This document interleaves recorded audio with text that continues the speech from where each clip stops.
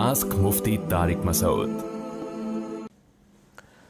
بسم اللہ الرحمن الرحیم۔ پہلا سوال ہے جی، تھوڑا سا حیا کے خلاف ہے، لیکن یہ چونکہ اس میں بہت زیادہ ابتلا ہے آج کل، اس لیے میں اس مسئلے کو باقاعدہ ریکارڈ کروا رہا ہوں۔ لیکوریا کے بارے میں کسی نے پوچھا ہے کہ اگر کسی لڑکی کو بیماری کی وجہ سے مسلسل لیکوریا کی شکایت ہو، پانی مسلسل نکلتا ہو، تو کیا اسے ہر نماز کے لیے وضو کرنا ہوگا؟ اور وہ پانی اگر کپڑوں پہ لگ جائے تو کیا کپڑے چینج کرنے ہوں گے؟ کیا ہوگا؟ نیز اگر فجر کے لیے وضو کیا تو کیا اسی وضو سے اشراق اور چاش کی نماز پڑھی جا سکتی ہے؟ یہ مسئلہ یہ ہے کہ دیکھیں، اس پانی کے نکلنے سے وضو بہرحال ٹوٹ جاتا ہے۔ خواتین کو جو مینسز کے ایام میں جو مینسز آتے ہیں نا، وہ تو مینسز ہیں، ان میں تو نماز بھی معاف ہے، روزہ بھی معاف ہے، روزے کی قضا کرنی پڑے گی، نماز کی قضا نہیں کرنی پڑے گی۔ لیکن مینسز کے علاوہ جو کسی بھی خاتون کو جو بھی پانی آتا ہے، بلیڈنگ ہو، چاہے وہ بلڈ ہی کیوں نہ آ رہا ہو،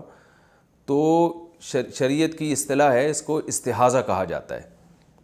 استحاضہ کا مطلب یہ کہ مینسز کے علاوہ جو بلیڈنگ ہو رہی ہے یا اور بھی کوئی بھی نجاست جو نکل رہی ہے، وہ سب استحاضہ ہی کے حکم میں آتی ہے۔ تو اس میں شریعت کا حکم یہ ہے کہ عورت پر لازم ہے کہ وہ اپنے کپڑوں کو بھی پاک کرے اور اپنے جسم کو بھی پاک کرے اور پراپر وضو کر کے نمازیں پڑھے۔ یعنی بار بار بھی اگرچہ اس کو وضو کرنا پڑے تو اس کو بار بار وضو کرنا پڑے گا۔ لیکن ایک کنڈیشن ایسی ہوتی ہے کہ جس میں وہ عورت معذوروں کی فہرست میں داخل ہو جاتی ہے۔ معذور کا مطلب یہ ہوتا ہے کہ اتنی زیادہ رطوبت جسم سے خارج ہو رہی ہے یا اتنی نجاست بار بار خارج ہو رہی ہے کہ نماز کا پورا ٹائم گزر جائے اور آپ کو اتنا ٹائم نہ ملے کہ آپ باقاعدہ وضو کر کے پاک کپڑوں میں نماز پڑھ سکیں۔ میں دوبارہ اس کو آسان لفظوں میں بتاتا ہوں۔ یعنی زندگی میں کبھی بھی ایسا ہو جائے نا کہ نماز کا پورا ٹائم آپ کا گزر گیا اور آپ پاک کپڑوں میں اپنے آپ کو پاک کر کے وضو کر کے نماز ہی نہیں پڑھ پا رہے ہیں۔ مثال کے طور پر ہم مغرب سے عشاء کی نماز کا ٹائم لے لیتے ہیں، یہ بہت تھوڑا ہوتا ہے۔ فار ایگزامپل، سورج غروب ہو رہا تھا 6:30 پہ اور عشاء کا وقت داخل ہو رہا ہے 7:30 پہ، تو 1 گھنٹے کا ٹائم آپ کے پاس ہے۔ ایک مثال دے رہا ہوں میں سمجھانے کے لیے۔ اب کسی خاتون نے 6:30 بجے وضو کرنے کے لیے مغرب کی نماز کا یعنی ارادہ کیا اور وضو کرنے کے لیے وہ گئیں۔ اب انہوں نے دیکھا کہ بھائی میں وضو کر کے مصلی تک پہنچتی ہوں اور مجھے یہ پانی آنا شروع ہو جاتا ہے، یعنی میرے کپڑے ناپاک ہو جاتے ہیں کیونکہ اس پانی کے نکلنے سے وضو ٹوٹ جائے گا۔ تو انہوں نے دیکھا کہ بھائی میں جیسے ہی مصلی تک پہنچتی ہوں، نماز پڑھتی ہوں، یا تو نماز سے پہلے یا نماز کے دوران، یعنی سلام پھیرنے سے پہلے ہی جو ہے وہ وضو ٹوٹ جاتا ہے۔ تو وہ دوبارہ وضو کریں، پھر نماز کے لیے جائیں تو دیکھا پھر جو ہے نا اس طرح وضو ٹوٹ رہا ہے۔ تو 1 گھنٹے کے دوران ان کو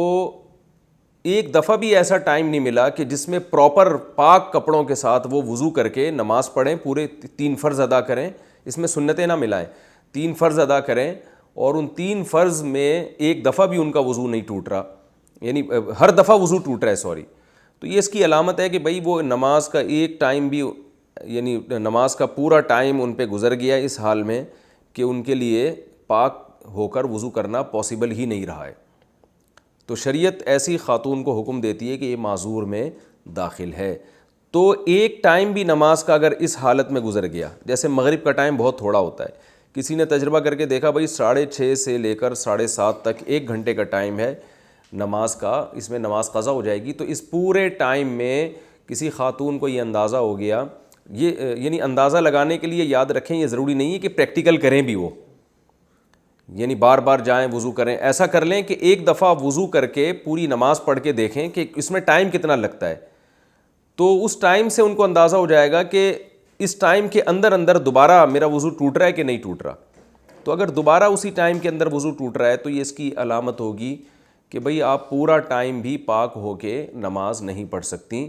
لہٰذا ایسی کنڈیشن میں آپ شریعت میں معذوروں کی فہرست میں داخل ہو جائیں گی۔ تو آپ پر پھر یہ شریعت یہ حکم دیتی ہے کہ جب ایک دفعہ بھی ایسا ہو جائے تو اب ایسی خاتون کے لیے پورے ٹائم کے لیے 1 دفعہ وضو کافی ہے، وہ 1 دفعہ وضو کریں، اسی سے فرائض بھی پڑھیں، سنتیں بھی پڑھیں، نوافل بھی پڑھیں، جب وہ ٹائم گزر جائے گا تو اگلی نماز کے لیے ان کو دوبارہ وضو کرنا پڑے گا، اور جس مرض میں وہ معذوری میں مبتلا ہوئی ہیں اس مرض کی وجہ سے یعنی اس لیکوریا کی وجہ سے وضو نہیں ٹوٹے گا۔ تو یہ مسئلہ ہے معذور کا۔ اب ایک دفعہ جب یہ ہو گیا نا، جیسے مغرب سے عشاء کے دوران تجربہ کر کے دیکھ لیا، بھائی پورا ٹائم گزر جاتا ہے اور اتنی فرصت نہیں ملتی کہ پاک ہو کے نماز پڑھ سکیں، تو اب یہ نہیں کہ ہر نماز میں اتنا ٹائم گزرے، ایک نماز میں بھی جب اتنا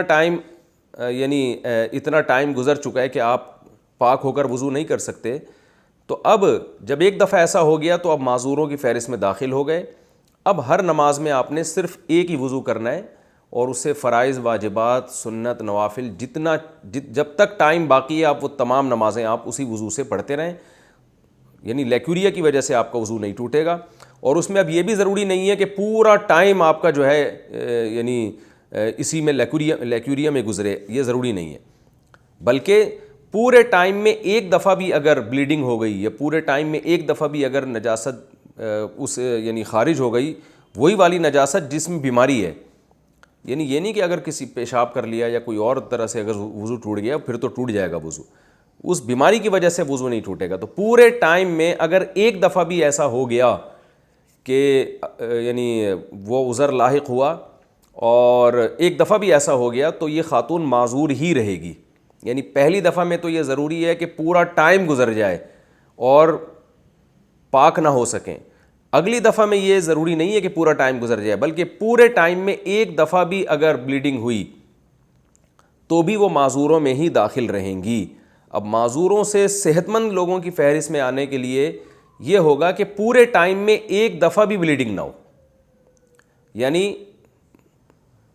آسان لفظوں میں یوں بتاتا ہوں کہ معذوروں کی فہرست میں داخل ہونے کے لیے تو شرائط مشکل ہیں، پورے ٹائم گزر جائے آپ کو وضو اور نماز آپ مکمل نہ کر سکیں پاکی کی حالت میں، کسی بھی ایک نماز کا جب پورا ٹائم گزرے گا اس طرح سے تو آپ معذوروں کی فہرست میں داخل ہو جائیں گے۔ لیکن معذوروں کی فہرست میں داخل ہونے کے بعد پھر اس فہرست میں باقی رہنے کی شرائط بہت آسان ہے۔ اس فہرست میں باقی رہنے کے لیے اتنا کافی ہے کہ نماز کے پورے ٹائم میں ایک دفعہ بھی وہ عذر لاحق ہو جائے جس بیماری میں آپ مبتلا ہیں، ایک دفعہ بھی ہو گیا تو اس کا مطلب ابھی بھی معذوروں میں داخل ہے۔ تو معذوروں کی فہرست سے نکلنے کے لیے اب یہ ضروری ہے کہ کسی نماز کا پورا ٹائم آپ پہ گزر جائے اور ایک دفعہ بھی عذر لاحق نہ ہو۔ مثال کے طور پر مغرب اور عشاء کی ایک گھنٹے میں آپ نے ٹرائی کر کے دیکھ لیا بھائی آپ پاک ہو کے وضو کر کے نماز نہیں پڑھ سکتے، تو اس کا مطلب یہ ہے کہ آپ معذوروں کی فہرست میں داخل ہو چکے ہیں۔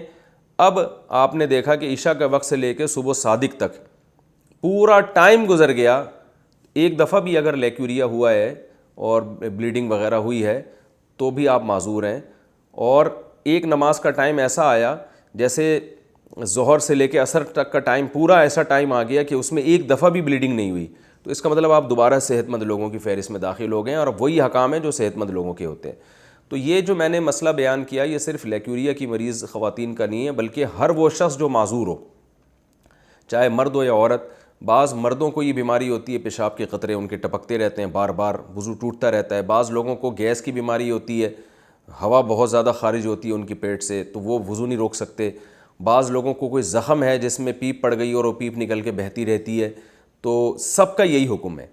کہ پورے ٹائم میں اگر ایک دفعہ بھی آپ کو ٹائم نہیں ملا پاک ہو کے وضو کرنے کا تو اب آپ معذوروں میں فہرست میں داخل ہو گئے۔ اب ہر نماز کے لیے بس ایک وضو کیا کریں، اور وہ جو عذر آپ کو لاحق ہوا ہے جیسے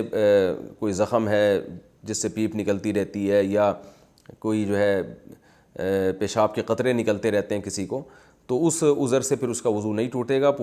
پورے ٹائم کے لیے ایک وضو کافی ہے۔ اور ہاں کوئی نماز کا پورا ٹائم ایسے گزر گیا جس میں ایک دفعہ بھی وہ عذر لاحق نہیں ہوا تو پھر ایسا شخص یا ایسی خاتون دوبارہ صحت مند لوگوں کی فہرست میں داخل ہو جائیں گی۔